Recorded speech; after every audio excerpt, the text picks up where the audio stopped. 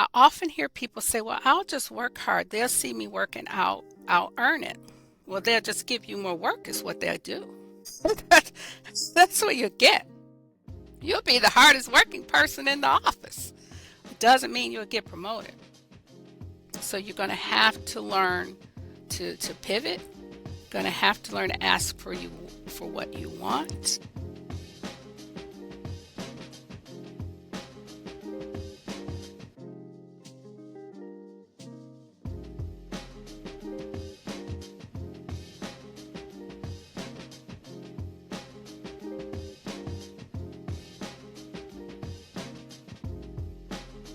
Well, Karen, thank you so much for joining me for this week's episode of Black Women Talk Work. Really, really happy to have the time to speak with you.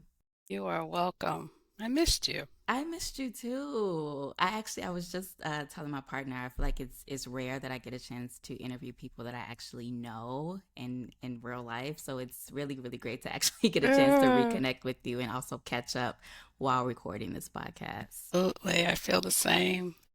So I know you've worked and I've seen you, in action. I know you've worked with many leaders, many executives and things like that throughout your career, during your corporate career as well as in your own consultancy. One of the questions I want to kind of kick us off with is, in your opinion and based on your experience, you know, what makes a good, effective leader? Leadership has changed, especially since 2020. And I think one of the most important characteristics of an effective leader is to realize that and realize that everything we knew is up for question and challenged and may have shifted. So it's really important that we realize that change is happening really fast, and that we need to keep listening and learning. Be really curious about what you don't know, and even the things that we do know. So the shift in leadership is from command and control and do as I tell you to now surrounding yourself by amazing people of all ages, of all demographics, and learning to listen to them and learning to win with them, not in spite of them. Leadership is also about tuning down the ego. Ego can get us in a whole lot of trouble. So I coach leaders to practice humility, to practice vulnerability, to really understand the basics of trust. What does it take for others to trust you and you to trust them? And most of all, be curious. Be curious about what you don't know, but curious about the world. Just be curious about things that may not affect you, because one way, shape, or form, it'll show up in the workplace, and it will allow you to better deal with whatever shows up. So it's a big migration and change in leadership. Yeah, and you bring up 2020, and I feel like that year kind of ushered in the voice of the Gen Z generation, right? Like it's they were already leading the charge on many like societal cultural issues prior to that, but 2020 I feel like was the year where everybody turned and really paid attention to this generation. And Hmm. one of the conversations I see coming up a lot is just kind of like that generation's dynamic within the workplace, in the way that they expect their leaders to show up and even the way that they show up as leaders. Can you talk a little bit about like that perspective of some of the traditional ways that we may think about leadership and how that can, I guess, coexist with this new generation who is kind of approaching leadership in a little bit of a different way? They're more bolder, they're Hmm. more straightforward, more candid. Some would say more demanding with what they expect from their Hmm. leaders. How can that kind of live and coexist in a peaceful way, I guess I'll say, within the workplace? So I'm of the baby boomer generation. I grew up in Detroit with the big three in Motown. And back then, leadership was do as I tell you. But there was also when people took a job, they would stay there 10, 20, 30 years. Gen Z doesn't see the workplace like that. It's about how much I can get out of it, how I can contribute my whole self to it, but I'm only going to be dedicated to you as long as you're dedicated to me. So it's not an automatic because you have the title that you gain respect. You have to gain their respect. And you have to understand that they don't think or do things like you do and be okay with that. The alphas that are coming along will even be more different. So it is just very important for leaders of all ages to realize each generation brings its own uniqueness. And they also bring their own intelligence and things they don't know or don't understand. And we have to be able to embrace all of that. Otherwise, I read this article one time that says that the Sunday that I wake up and decide I no longer want to be part of your organization, is the Sunday night I begin to put my resume out.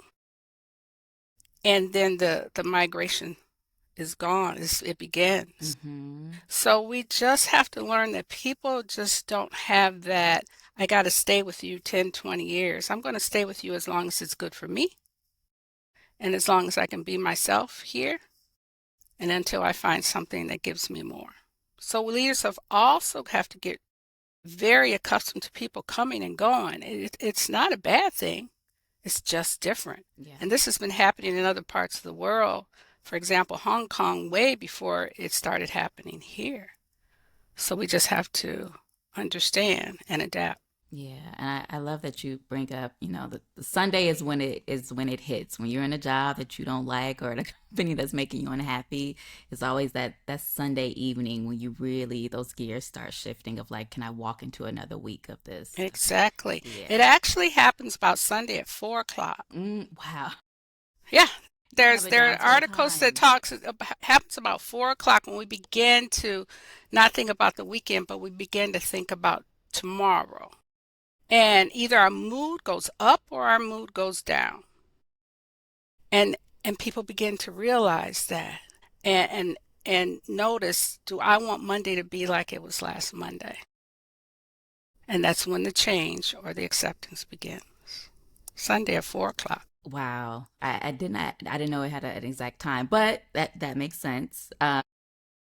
So when you think about your career prior to stepping out on your own, and you had several roles within corporate as a director of HR. At what point did your Sundays start turning, and did you start seeing, you know what, maybe I'm ready to leave and Mm, transition out of corporate? What was that moment for you? so let me tell you a little bit about my career. I mentioned that I grew up in Detroit. I went to the University of Michigan College of Engineering in the 70s. So it was a tough road in Ann Arbor and being a black woman in engineering. So my first job was at General Motors. Back then it was the big three, Ford, Chrysler, and General Motors. Those were the options that you had. And when I stepped into engineering, I felt something about this is what I want to do, but something else said, but you don't want to do this very long. So I stayed in engineering at General Motors, went into purchasing, and then I went to a company called Maslin and was the director of purchasing. And then I ended up at Navistar, which was the last organization that I was a part of I look back on that and that was an amazing opportunity to learn and a great company to work for because they let me try things. So I stepped into HR and diversity there. But then I had an executive coach, something that women and people of color in the early 2000s did not get that opportunity. We're still learning what coaching is and the power of it. But white men, executives in corporate America, have had coaches forever. So when I had that executive coach, something told me that I want to do this for other women and people of color. I want to open up the opportunities and help them break that glass ceiling. Sometimes it's a concrete ceiling, you have to chip away at it. And that's when I decided to step out and start my own business. And in 2008, I actually talked to my boss and told him what I wanted to do a year before I did it. and said, I'll do my job, but I also need to get certified. I need to network. I need to do things. And will you support me in that effort? And after he got off the floor, that he was amazed that someone would say that to him or ask him for that. He said yes, and he supported me in that effort. And a year later, I stepped out on my own, and they were my first clients. And it's interesting the fact that you talk about like your early experience and being at the College of Engineering in Michigan. When you think about that, and I'm sure during that time there were many moments where you were the only one. You were the only Black woman in the room, in the classroom, in the Many study moments. hall, many moments. When you were in your corporate roles, how did you navigate those moments of being the only one?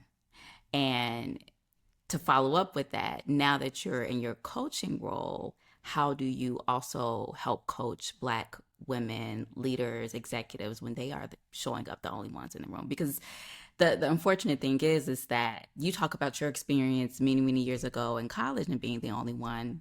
When we look in today in 2024, many Black women are still the only ones in companies and executives in the boardroom. I learned not to see myself as the only one.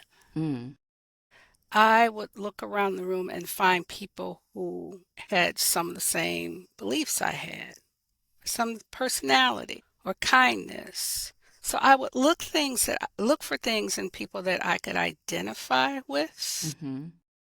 What I learned a long time ago is don't judge a book by its cover, or don't judge a person by their color either, because Yeah. you could be in a room with 10 others and you're still the only one. Yes. Yes. So I Mm-hmm. try to find people who, like I said, are kind, who have some of the same beliefs that I can talk to, Mm-hmm. and just look at people as human beings, no matter where they are in the organization, how high or how low, Yeah. and begin to bond and partner with them. I still do that. A lot of the coaches that I work with, that we do projects with, they don't look like me. Yeah. And my clients are everything from Chinese men and women to Indian men and women to Black men and women to white executives. They're all over the place. Yeah. So I just try to look at for people as people.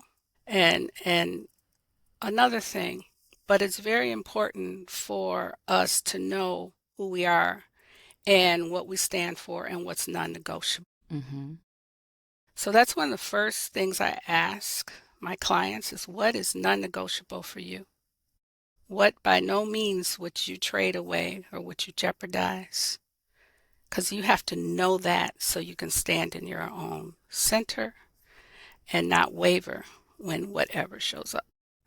I want to go back to another point you made about, when you had the opportunity to have an executive coach and coming to the realization that a lot of your peers had already had executive coaches or had, career Hmm. coaches earlier in their career. When you think about conversations around mentorship and having a sponsor in the workplace, and that was something I feel like I was introduced to not even in the beginning of my career. I think I was a few jobs in when I started really having conversations about mentorship and sponsorship. When you think about those two roles and then you think about an executive coach or a career coach, in what ways is an executive coach or a career coach kind of filling in the gaps that a Hmm. mentor or a sponsor isn't necessarily able to fill? Okay, so let me talk about the difference between the three. Mm-hmm. So I see a mentor as someone that is more of a teacher. There's something that they know, something they have experienced that you want to gain from that experience or that knowledge. Mm-hmm. So I see them more as a teacher. A sponsor is the person who speaks for you when you're not in the room, but they're also the one who tell you the truth about how you can elevate your game. A coach is always looking out the front. Where are we going? How are we going to get there? Where are we going? How are we going to get there? Where are you now? Okay, how do we get over that? It's more of a front view, a push, a desire to go places you've never gone. A good coach takes you and makes you think about things that you never even thought were possible, that you never even thought you were interested in. But they also turn the mirror and help you see what other people see in you because we are on the wrong side of our eyeballs. You've probably heard me say that before. We can't see ourselves as other people can see us, Mm-hmm. but it's important that we do. As leaders, we should never stop being interested in seeing ourselves as other people see us.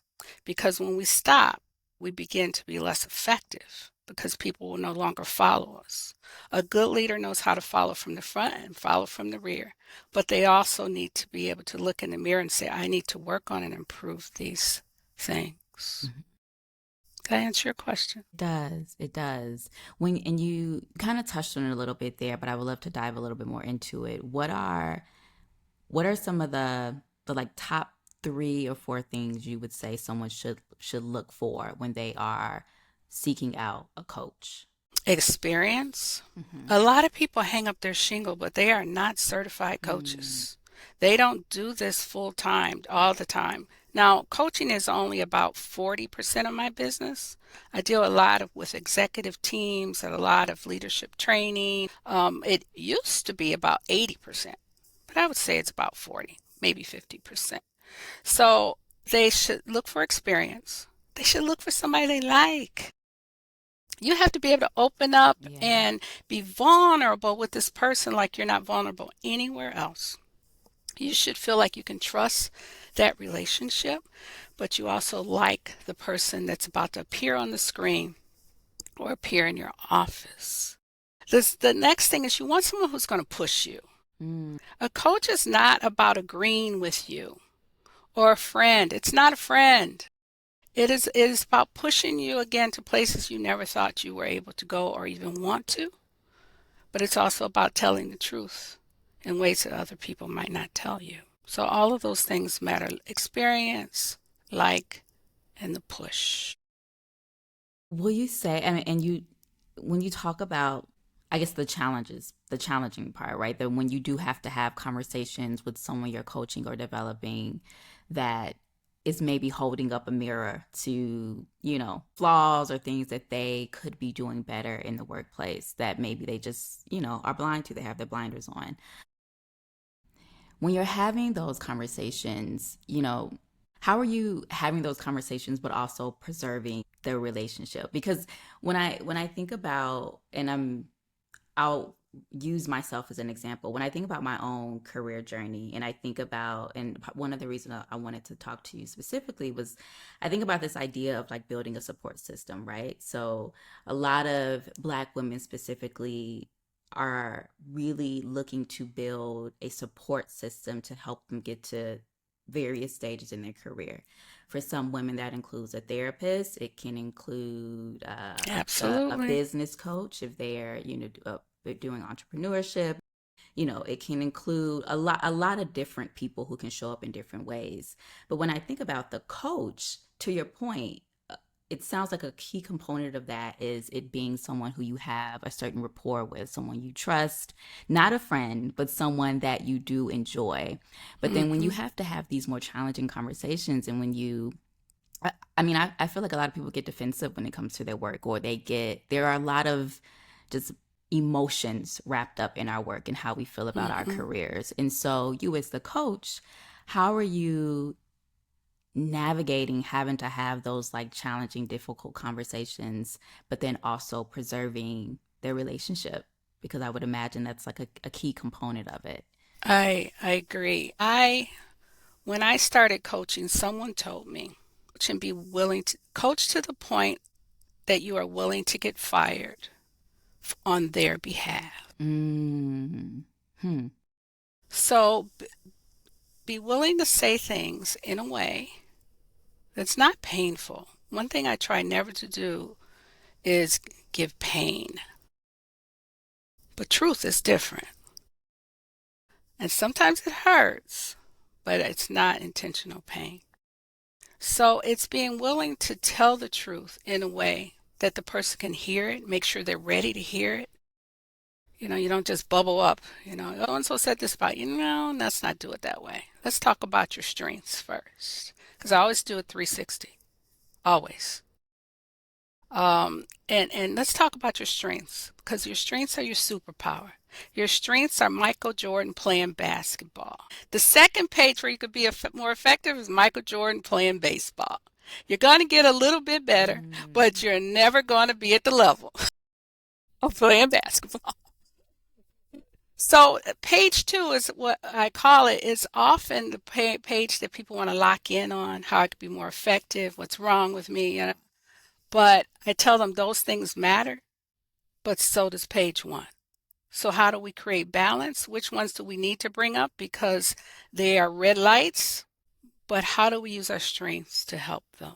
mm, So it's a balance, but it's not ignoring what's really the case. I have a client right now, and she is an amazing leader. Her people love her. She takes over meetings and she never knows how to be quiet. So she's always talking. I think she talks in her sleep. And that conversation, for someone she's done this all her life, that conversation was difficult because she's so accustomed to hearing the love, but because she's not a listener, she doesn't hear the rest. So it's getting her to learn how to listen more. And how do you listen more? Just be curious. Just be curious in what the other person has to say. So that's how we transition to you talking a lot to let's learn to listen. Let's learn how curiosity works and see how that works in your relationship with your employees. and you give that example, and I want to pivot to this next just kind of question about the unique experiences of Black women within a corporate workplace specifically. We talk about microaggressions. We talk about all the numerous stereotypes that we are often chipping away at. When you think about the Black women that you've worked with from a coaching perspective, what are some of the common challenges that you are helping them address and helping them to kind of move through in order to get to that next place in their career? Differentiating between assumptions and facts. Mm, What are you assuming is happening in the room? What can you prove that's happening in the room? Understanding where you really want to go. What is it you're really trying to accomplish? And what are you willing to do to get there? Oftentimes, we want a straight line from entry level to C suite. Those lines are often not straight. And as you heard me say, I went from engineering to purchasing to diversity to HR. I followed the paths of the doors that opened for me where I could learn something and where there were good sponsors and leaders there to to receive me. mm-hmm, So we have to learn to to pivot. We have to learn that it's not a straight line. We have to learn to ask for what we want. I often hear people say, well, I'll just work hard. They'll see me working out, I'll earn it. Well, they'll just give you more work, is what they'll do. That's what you get. You'll be the hardest working person in the office. It doesn't mean you'll get promoted. So you're going to have to learn to pivot. Going to have to learn to ask for what you want and work hard. But I would never tell someone you have to work harder than anybody else. I'm not going to tell anybody that. I think that in the Black community, that's what we've told ourselves so long. I don't necessarily believe that. I think you have to work really smart. I think you have to learn the game. A lot of people don't want to play. I'm not here to play games. Well, you better learn this game if you want to progress, because there is one being played. There are rules to the game. There are decisions in the game. There are doors to go through and doors you can't go through. You have to learn the game. And every culture, every organization has a different game.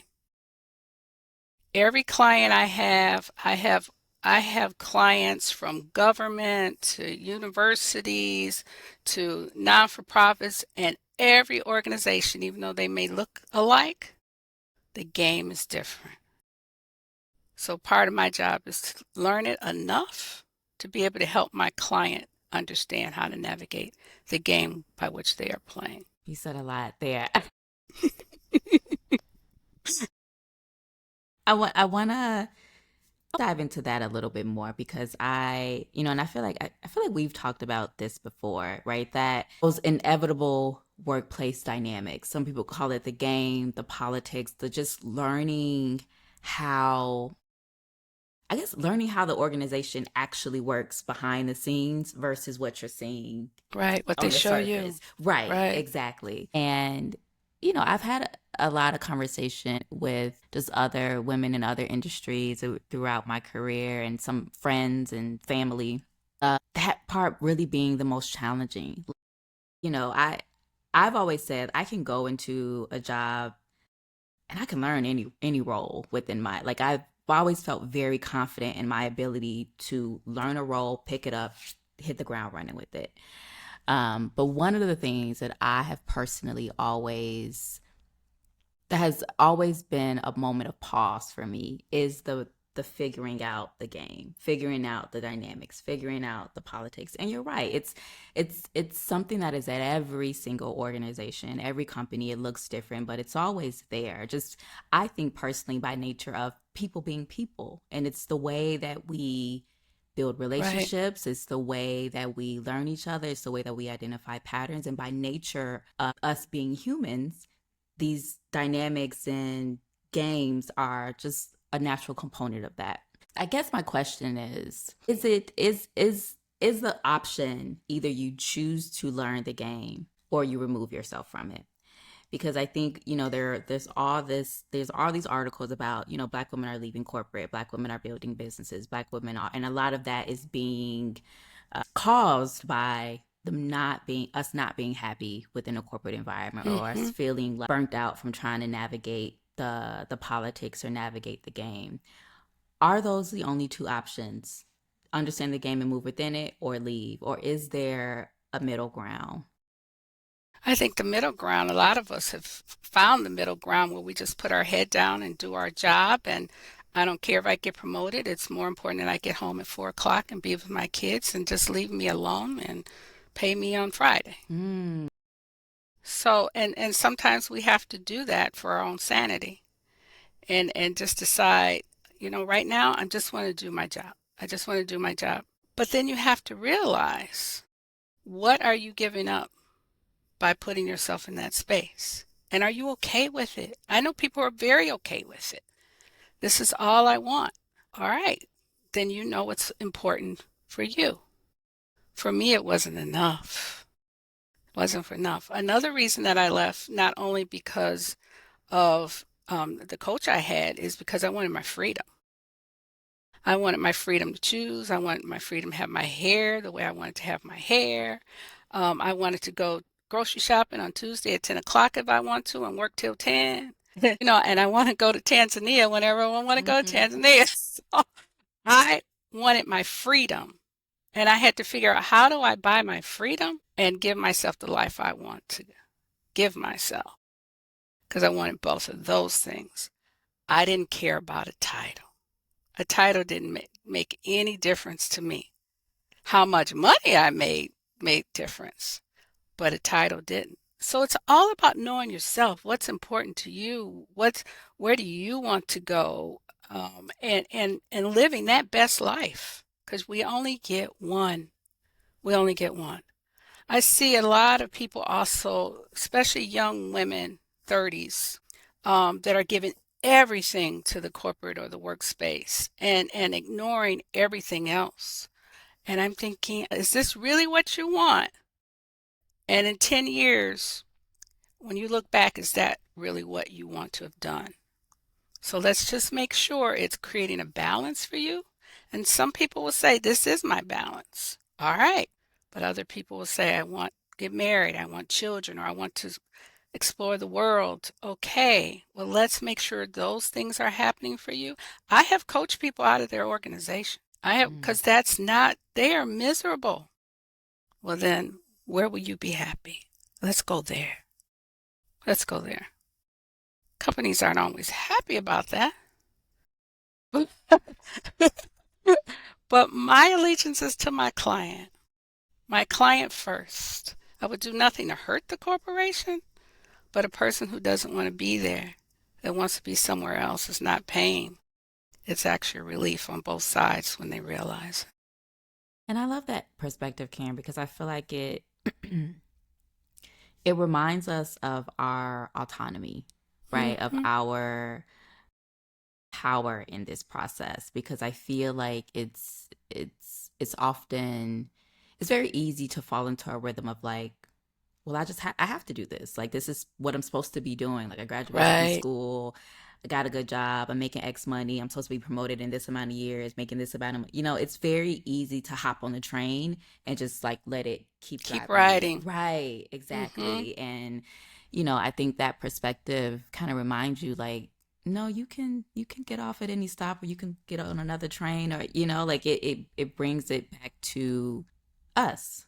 And I feel like, there are a lot of people who say, well, you're in control of your career, you're in control of your career. But like I said, I think when you sometimes get into these engines, it's easy to lose sight of that.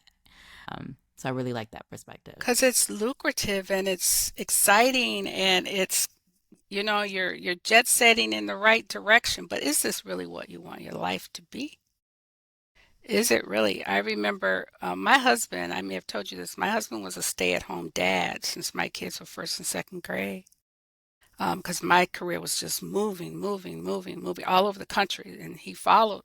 And I remember when I told him I want to start my own business, he was supportive. But the kids asked him, Dad, does mom know what she's doing? And he said, I can still hear him saying, God, I hope so. But you know what? I I really didn't know everything I needed to know. But I jumped out also on faith, with a plan, with savings account, with a boss who supported me, with clients. And sometimes you just got to jump to your freedom as long as you've prepared the net as well as you can, because there's amazing things when you step into what your real destiny is. Mm. I would love to close out our conversation on that note because that was Okay. beautiful. But I have two more questions for you. One, and I'm curious, I just want your perspective on this because I feel like it's been probably a growing thing over the past couple of years of like these women leadership networks, right? Or private networks for women executives that are dedicated to developing the next generation of leaders. I feel like Like Chiefs. Chief is probably the most Yeah, popular Chicago one. Network. Do you, from your perspective, like, is there value in joining these private networking groups to get to the next level of your career, especially for those of us who want to stay in corporate and want to get to the C-suite? Or, I feel like some of the conversation around them is that some of them are not, some of them aren't really designed to address the specific needs and challenges of Black and Brown women.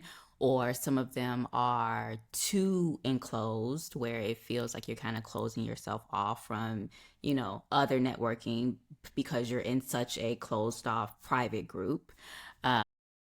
What's just your perspective on that?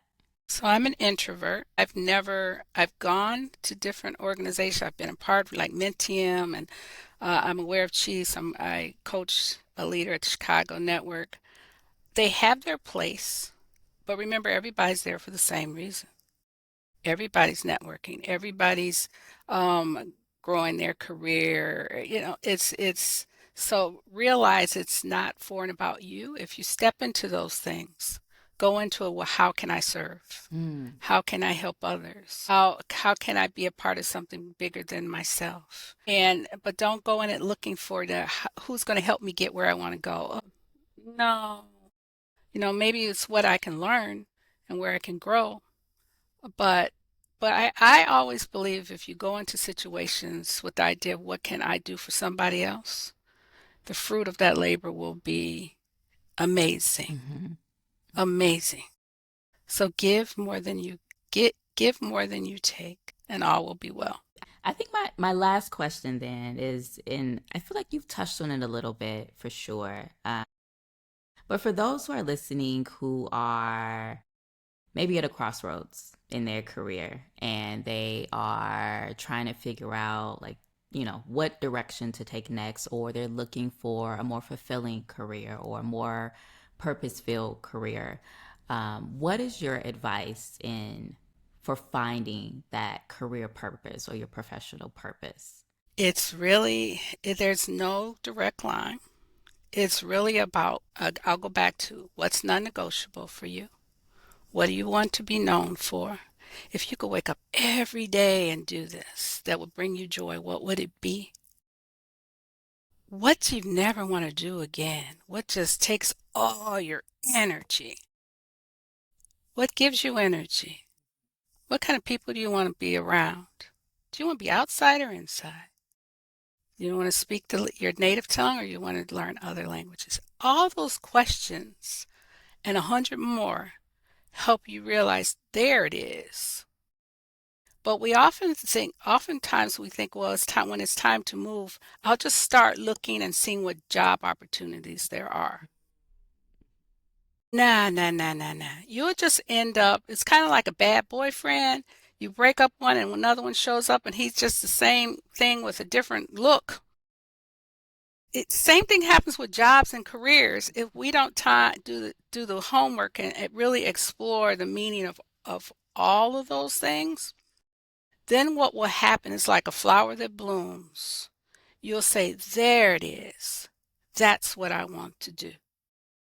But you first have to do some self exploration and slow down and do it. That's what a coach does with you. Mm. And with that, I want to do a really quick speed round, and this is more so just so the audience can get to know you a little bit more. Okay. I always say speed round. It doesn't necessarily have to be fast. Feel free to take your time. But this first one is, what's the worst professional advice you've ever received? Stick it out. Stick it out. Stay there to get better. No, it won't. No, it won't. And you'll hate it more. No, Period. That no. one speaks for Yeah. itself. Best professional advice that you've ever received? Be yourself, but always learn. Never stop learning. Never, ever, ever stop learning. Coffee or tea? Tea. Green tea from Tanzania. Ginger mint. I love it. Love it. Early mornings or late nights? Late nights. All night. Personal power color? Red. Your favorite book, podcast, or a tech tool that has helped you in your career? Favorite book. I like Simon Sinek's book. I like his podcast, Mm, Sinek. yeah, I learn a lot from him, but I learn a lot from young people on LinkedIn. When a lot of people your age, younger, are just speaking and presenting things, I like to learn from people who are coming and still have that fire and energy. So it's not one for me. It is whomever I'm interested in the moment. But I'm always reading Harvard Business Review, McKinsey, Black Enterprise, and Korn Ferry and Forbes. I'm always reading those.